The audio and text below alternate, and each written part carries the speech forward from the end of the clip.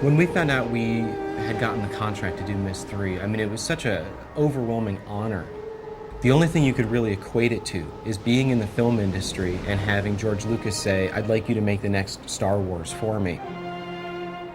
There were certain themes in the game that we really wanted to stay consistent with, but we also wanted to add technology that would let the player look 360 degrees around them. We're not hiding anything, it's a complete world.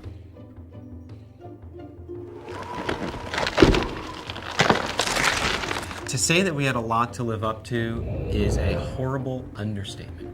There are millions of people that have played Myst and Riven. There are millions that have such high expectations of what Myst 3 has to be that it's almost daunting.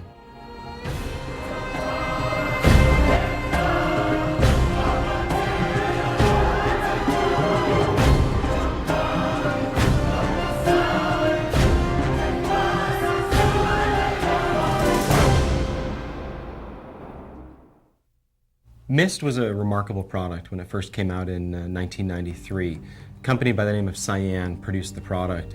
It's a phenomenon in the game industry. No game has ever sold that well. The premise behind the Myst series is that this culture called the Dunny have found a way to link to the infinite possibilities that there are in the world by writing these books. And essentially, the great thing about this from a designer's perspective is that you can let your imagination wander. Anything that can be imagined exists somewhere. All you have to do is write it.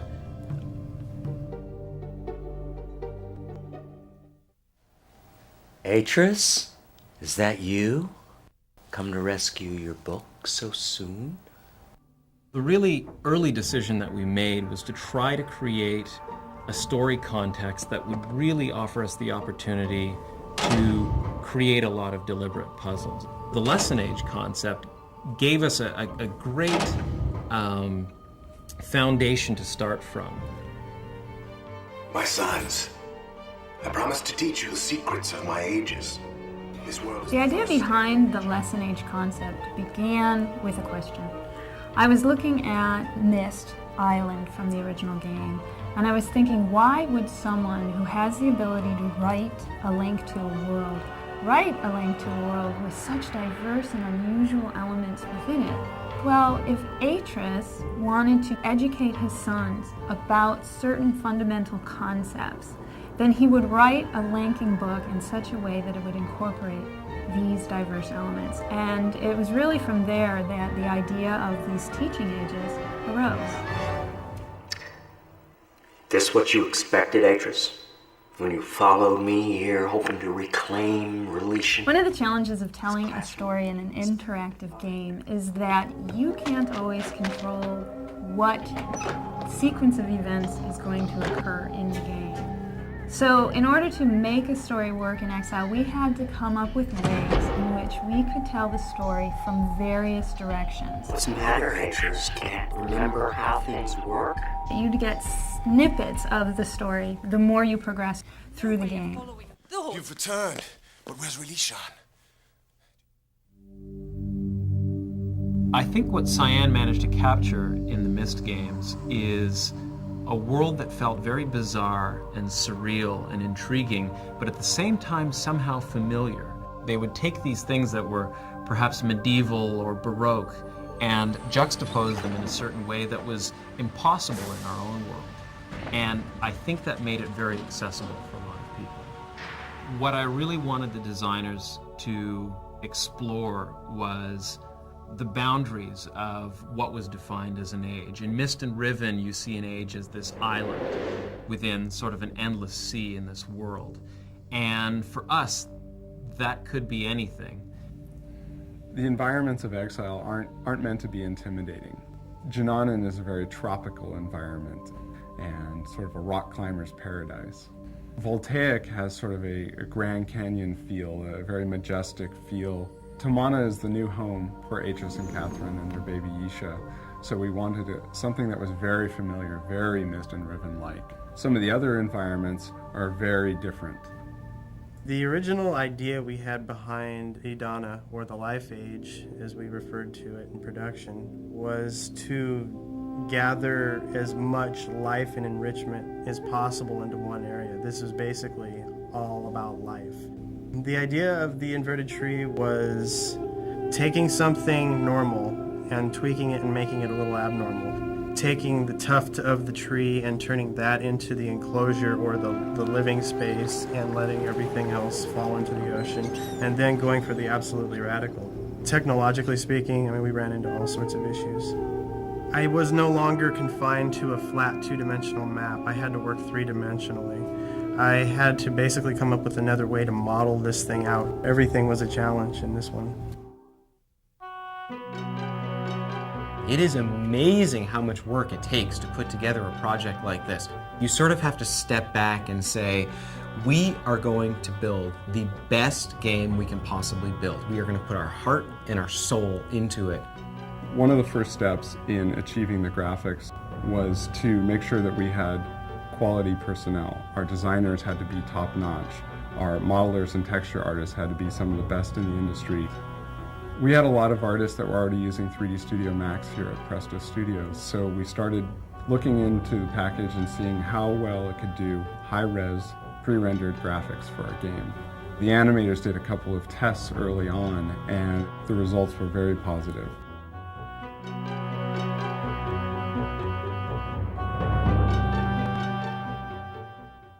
The first challenge I faced on the Age of Junanan was building the terrain. I started out with a low poly proxy surface, which let us mask things in really quickly. Then I took that and subdivided it down with a subdivision surface technology in Max called NURMS. Basically what this does is takes this kind of square, flat, low poly surface and smooths it out so it looks nice and smooth and organic. The next step of the process is to paint custom displacement maps for each of the pieces of geometry that will be in the terrain. And so what that allows us to do is actually paint the geometry instead of having to hand model every crease and bump and edge that goes into all this complex rock and terrain. One of the last things that we do when we're working on myst 3 is something that we've kind of dubbed the Greeble Pass. We go ahead and go through the entire age and add things like grass, weeds, debris, you know, just the kind of things that bring the age to life.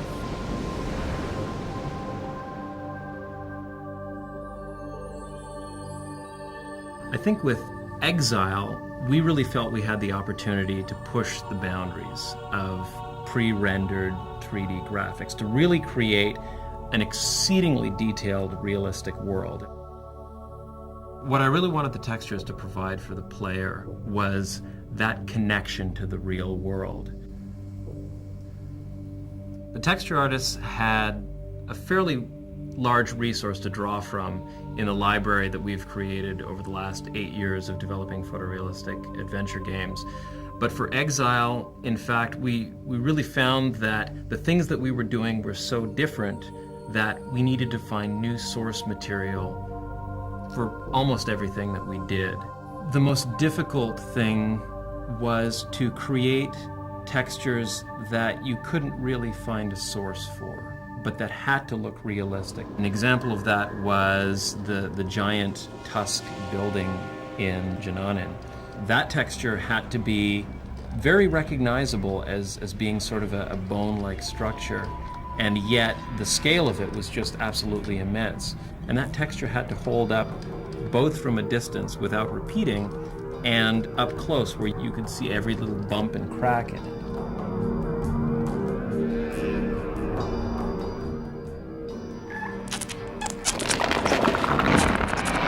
With the puzzles, we really wanted the player to have a clear idea of what they were going to do and what they were trying to solve and be able to see the outcome of their trials right away. We decided to do prototypes very early on. We would do 3D animations to show what things might look like and how you would interact with them. Or we'd do things in Director where we would actually script a puzzle and you'd be able to solve it there on the computer before it was visually beautiful. One of the things that we really felt we needed to do was to educate the player and prepare them for the challenges ahead. A lot of the ages are filled with things that you've never seen before, and we can't expect players to be able to look at them and just through their design be able to figure out what they do. When they approached a puzzle later on in the game, we wanted them to have something in the back of their mind, something that they had seen before that they would intuitively relate to the challenge that was placed in front of them. Great example of this was the Venus flytrap in Savidro's lair at the bottom of the tower in Janane. It served a story purpose in showing the development that Savidro had put into these traps that he had laid for Atris, but at the same time it gave us a way of foreshadowing the puzzle that was to come.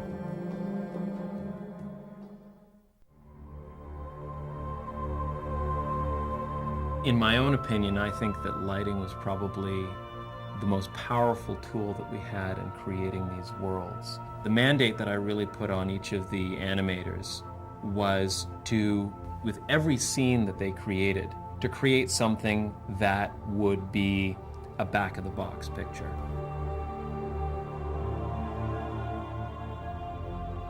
After Riven, I think players had an expectation of having more life in a Myst world. With the Squee, we saw a great opportunity to have a puzzle by manipulating that creature.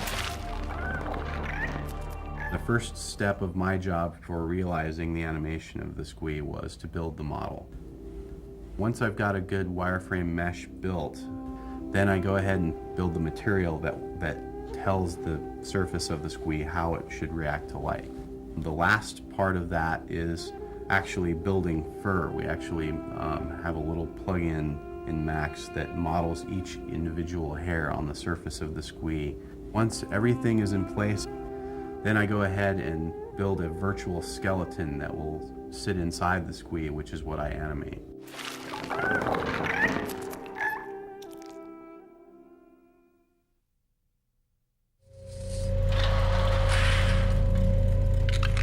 Almost every animation in the game requires a very specific sound. The ocean water lets you know that there's this vast ocean out there. A little bit of wind makes it feel real. So when sound first comes in, it really sets the mood for the entire environment. Creating a sound effect, because of the meticulous detail in Exile, it's never quick. Organic sounds are very difficult to create because of the tools that I'm using. But on the flip side, a mechanical sound is much more involved. Some of the sounds that I use in, for instance, the observatory are extremely mechanical. Every process within that observatory is powered by this huge clock-generating, mechanical, looping, rhythmic thing.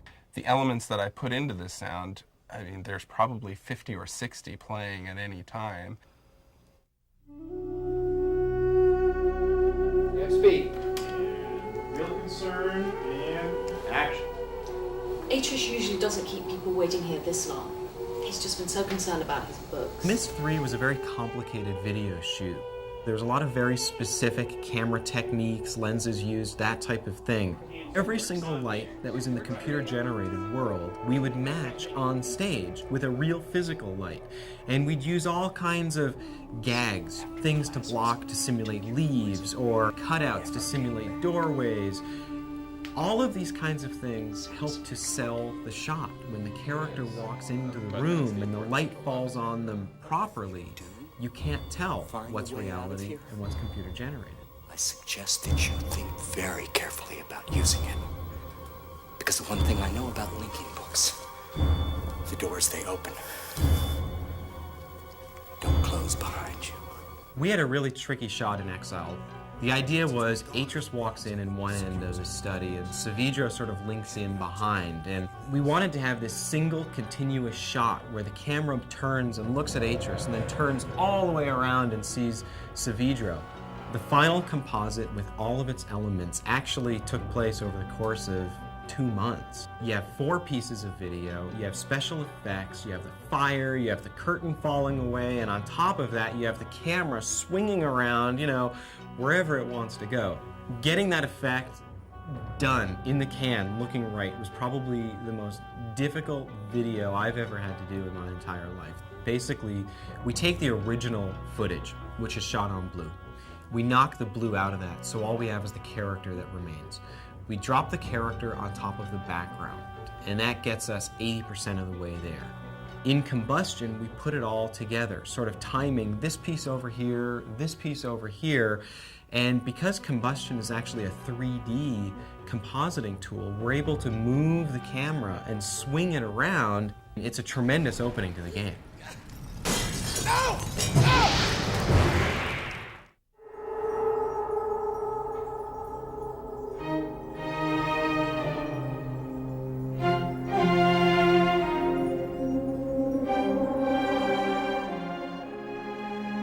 The most challenging aspect of doing a score like Myst 3 is that you really don't get a chance to see the game until very near the end, and by that time your music's written.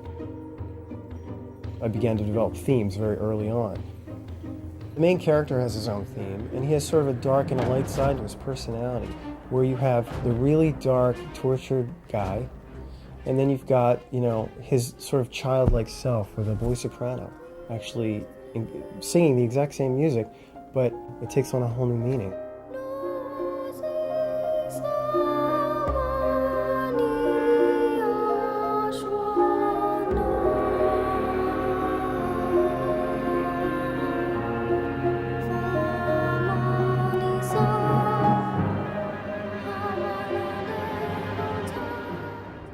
Then there's also sort of the theme of the entire game, with all the choir singing in the language of this new title.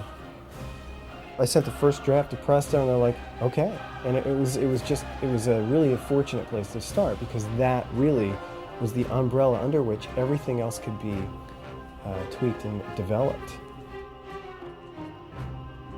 Music is the unseen character in any media form. It does become something that the listener may not really be thinking about, but yet affects their perception of what's actually happening on the screen, whether it be a computer screen or a television or movie screen. Meeting the Dunny, those brave men and women who are building a new life for themselves, I realize I've been given another chance as well. We designed this unseen character together, between Presto and myself, to heighten the drama, to heighten the experience.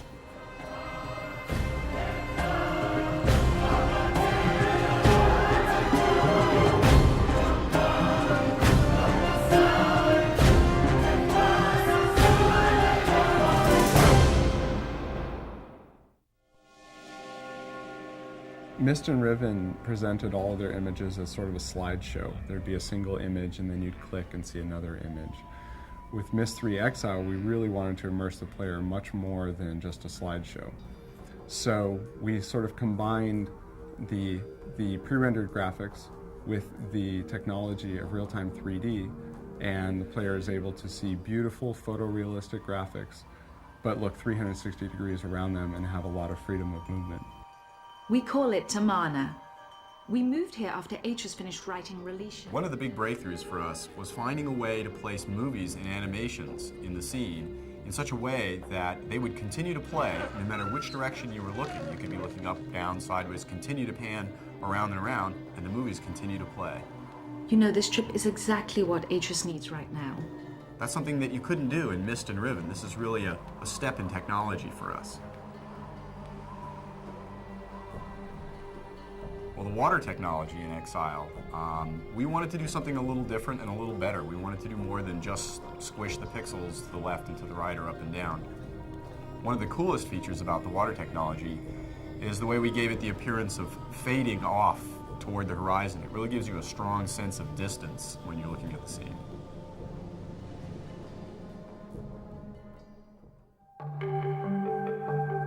The most exciting part for me is being at the end of the chain and actually being able to get my feet wet, programming some of the things in the game. The building of the worlds probably takes one person a month or 6 weeks per world. It's fairly easy to get the navigation working and the animations in, but the implementation of the puzzles is usually the challenging part. In a real-time game, the graphics are drawn every frame, maybe 30 frames per second while the player is playing. But because Exile is a pre-rendered game, that means we're generating the graphics much earlier and they're fixed. We have to account for all the possibilities. This sometimes causes quite a headache for all the people involved because a puzzle may have 60 to 100 to 200 different possibilities, all of which have to be accounted for before the player plays the game. It was pretty amazing to see the first environment come together in the game. All of the different parts that had gone into it and we'd reviewed for months and months suddenly came together, and we were actually able to experience the environment as a player would. This is about as close to virtual reality as you might get. The greatest thing about Exile is I really feel that we achieved everything that we set out to achieve. We have a great game that sits as the sequel to Myst and to Riven. It is true to the story. It is true to the characters. The ages are beautiful. I think people are going to remember this game for a long time.